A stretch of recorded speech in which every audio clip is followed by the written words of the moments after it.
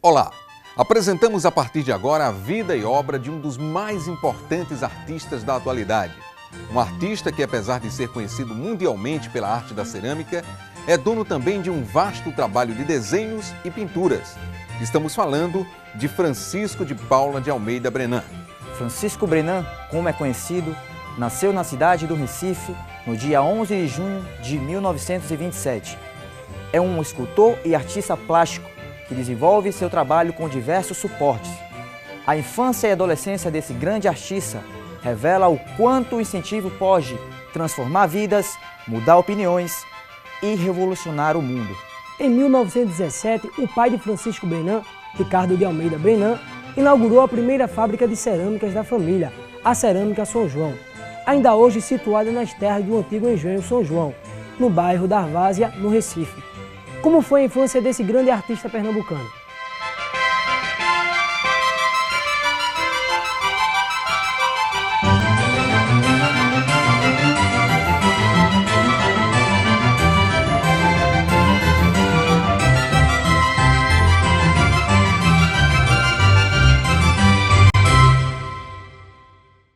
Estamos na oficina Cerâmica Francisco Brenan e quero convidar você para conferir um pouco sobre sua vida e obra.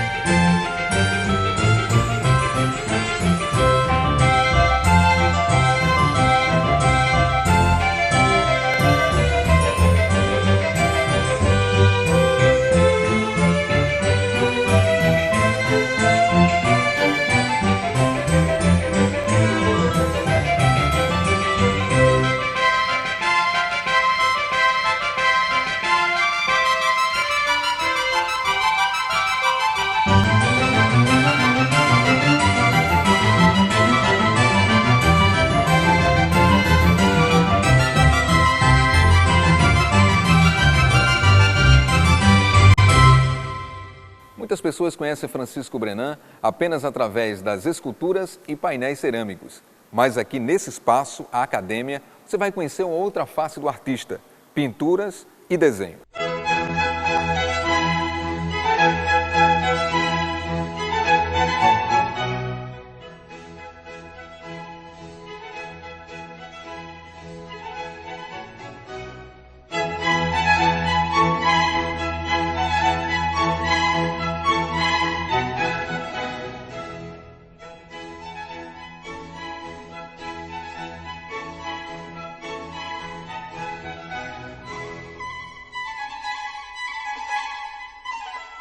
Eu tive, e nós tivemos, que somos 4 irmãos, o primeiro mais velho já falecido, uma infância perfeitamente feliz.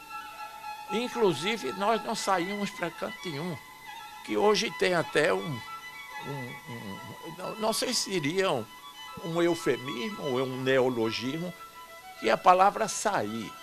Você sair, você pode sair da sala, mas sair quer dizer você sair para fora de sua casa, que parece uma obrigação. Quem não sai fora de sua casa pode estar certo que no mundo moderno é tido como doido.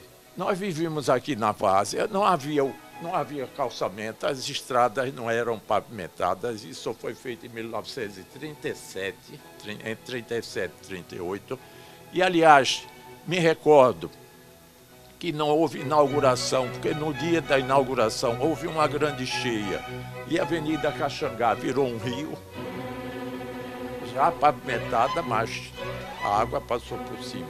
As cheias do Capibaribe sempre foram enormes e essa região aqui da Várzea é particularmente sensível às inundações.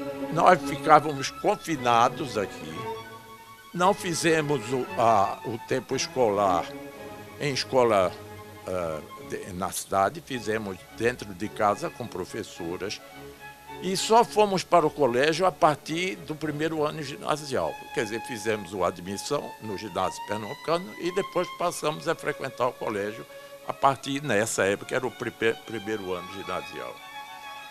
Então, nossa vida de infância e adolescência foi toda feita aqui na Várzea, sem contato nenhum com a cidade do Recife.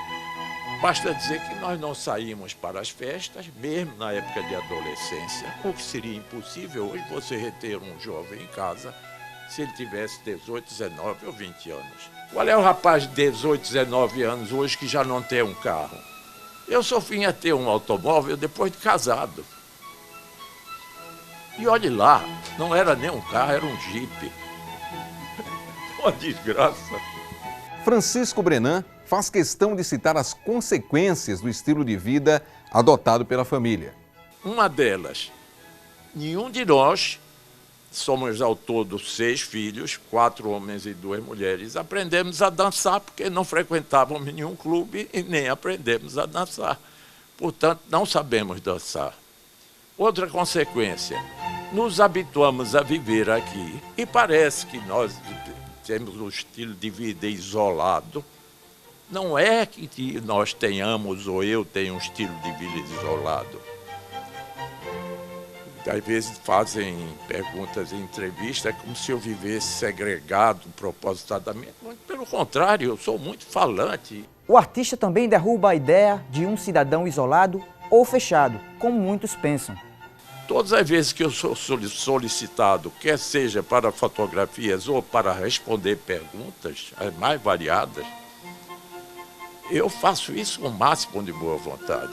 Como estou tendo agora com vocês o máximo de cordialidade e de boa vontade e mesmo alegria de estar compartilhando com vocês para falar. Logo, achei excelente essa primeira pergunta, que é uma evocação da infância. Como foi a sua infância? Durante a entrevista, o artista Francisco Brenan responde à nossa equipe sobre a influência que o introduziu na arte. Meu pai já se interessava por arte. Eu não fui fruto de, repentinamente, dentro de uma família de empresários, eu repentinamente mostrei uma pessoa com tendências artísticas, uma tendência totalmente oposta àquela da minha comunidade, dos meus familiares. Não, meu pai já era um colecionador. Colecionava porcelanas, colecionava quadro, era um homem que gostava de música, era um homem que gostava de literatura. Eu sempre vivi rodeado de livros. Minha mãe gostava de literatura, meu pai gostava de literatura, minha avó gostava de literatura, enfim. A nossa formação foi ligada sempre aos livros, que, aliás, era comum à minha geração. Meu pai, em 1942, eu ainda não tinha 15 anos, comprou a João Peretti, aqui em Caxangá, que era um velho colecionador de arte, e uma coleção de arte. Tinha pinturas, mobiliário, etc, etc. E essa coleção de pinturas exigia restauração. Não sei porquê, aí vem o problema do destino. Ele poderia ter chamado meu irmão mais velho para acompanhar o processo de restauração desses quadros junto a um pintor que ele escolheu, que era o único restaurador aqui em Recife de quadros que necessitassem cuidados, que era o pintor Álvaro Amorim, um dos fundadores da Escola de Belas Artes do Recife. Não sei por que ele escolheu a mim. Olha aí já há um indicativo por que eu tomei essa direção. Foi dentro desse quadro, de uma perspectiva inteiramente nova para mim, que eu comecei a sentir que existiam vários tipos de vida totalmente diversas daquela que nós tínhamos levado até aquele momento. E essa vida, em vez de me contrariar, ao contrário, eu achei muitíssimo interessante. E comecei aí a faltar aula, a gazear, a sair escondido para ir lá para junto do pintor, vê-lo pintar. E aí, dessa amizade, ele depois me apresentou aos colegas dele, todos bem mais velhos do que eu, é claro, nessa época eu era muito jovem. E esses velhos pintores, todos fundadores da Escola de Belas Artes, Mário Nunes, Baltazar da Câmara, Murilo Lagreca, passaram a frequentar a casa do meu pai nos dias de domingo. E nesses dias que eles frequentavam a casa do meu pai, eles levavam seus cavaletes de pintura e nós íamos pintar na parte da tarde. Eles e eu, metido a pintor naquela época, já enfronhado de que seria um artista. Mas o artista não deixa de citar um grande nome que o motivou a definir a sua profissão. Pois bem, Cícero Dias teve uma importância enorme nessa definição de minha profissão, porque ele insistiu junto a meu pai que eu deveria ir embora para a Europa. E meu pai accedeu, mas aí tinha um problema, eu estava enamorado e mais uma vez não queria deixar a minha namorada e ir embora para a Europa, não é? E eu ainda fiz uma exigência maior, que seria viajar casado. E viajei casado. Fui para a Europa, casado, e fui estudar pintura. Daí não houve mais retorno. A minha definição como artista estava selada. Francisco Brenan fala ainda de um outro grande amigo, Ariano Suassuna. Ariano Suassuna tinha feito o ginásio, eu fiz no Colégio Marista, e ele fez no ginásio pernambucano. No colégio Marista não havia biblioteca para consulta dos alunos, mas o ginásio pernambucano, que na época era o melhor colégio do governo, na época era o melhor colégio ginasial do Recife, tinha uma biblioteca aberta para os alunos, biblioteca abrangente, porque inclusive também com livros sobre arte.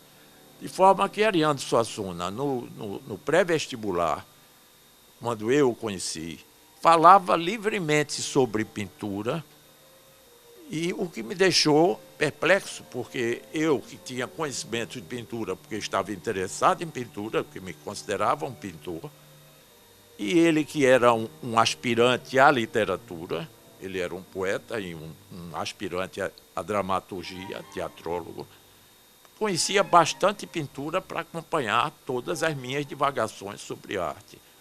E a ele também espantou que eu tivesse alguns rudimentos literários que não era comum numa pessoa que desejava apenas ser pintor.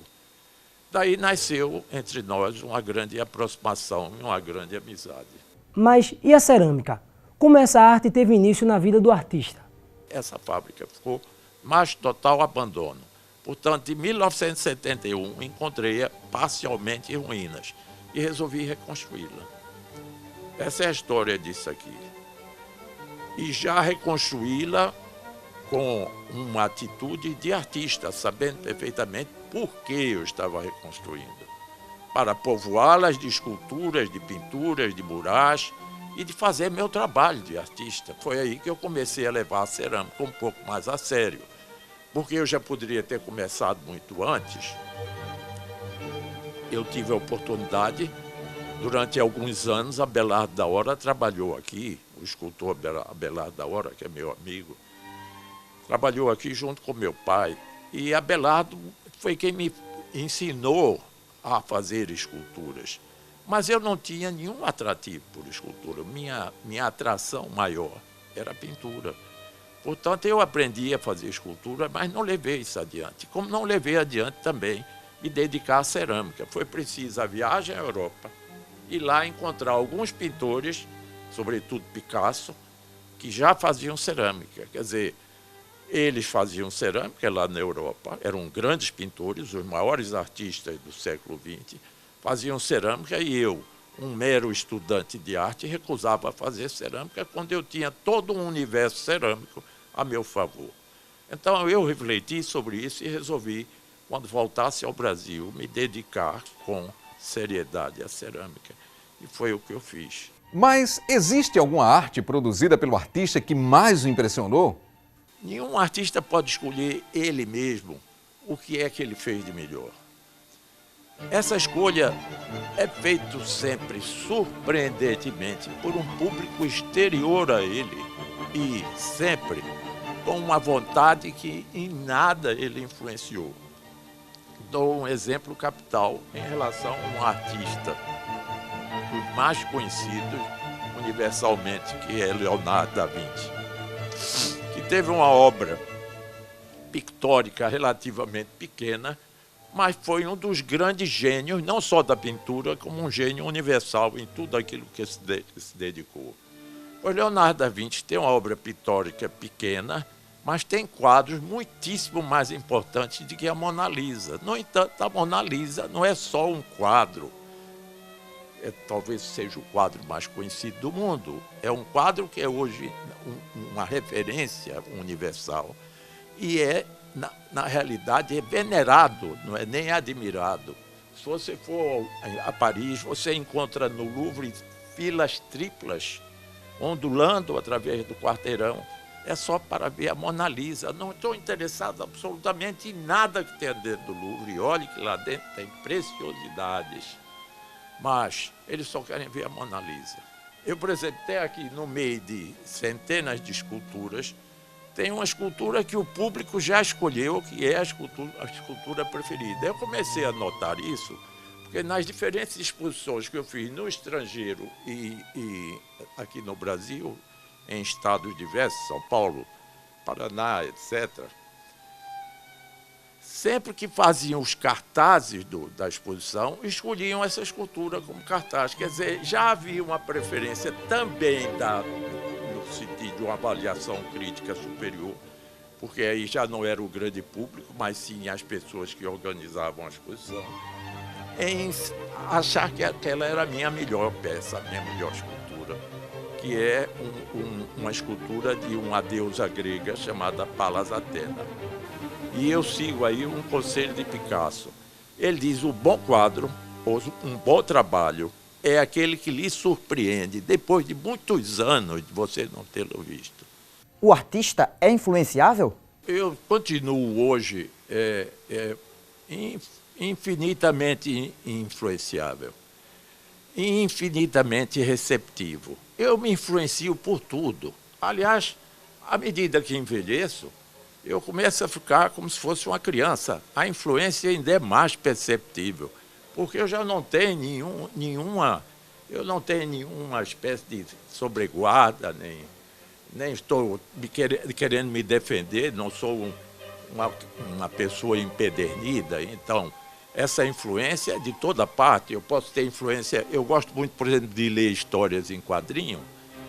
E as histórias em quadrinhos que parecem as mais tolas possíveis, mas inclusive existem grandes desenhistas ali dentro e gente de um admirável humor. Nós perdemos há pouco tempo Milor Fernandes. Que falta faz Milor Fernandes hoje em dia? O Bonnat, Gauguin, que é um dos mestres, Paul Gauguin, que é um dos mestres da pintura ligados ainda à época de Cézanne e Van Gogh, esses três, que seriam o tripé de toda a arte moderna, são definitivos na minha formação. Mensagem do artista para os estudantes de comunicação social. A principal é a convivência, isso que vocês estão fazendo. A convivência, porque com essa convivência desaparecem os fantasmas e vocês passam a considerar os artistas como seres humanos. Não é? Acabou-se a ideia da fantasia e, ao mesmo tempo, vocês vão direto àquilo que ele produz, àquilo que ele faz. Não é? E, se possível, através de perguntas e respostas, vão tentando saber o que é que acontece.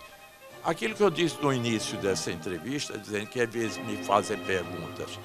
Ainda hoje, qual o significado daquilo que eu faço, só pode acontecer pela mais absoluta falta de conhecimento de história da arte. Porque, a meu ver, não existe nada de novo entre o Sol e a Terra. O que acontece é que as coisas aconteceram e que nós esquecemos. Vá buscar a origem das coisas que você vai encontrar.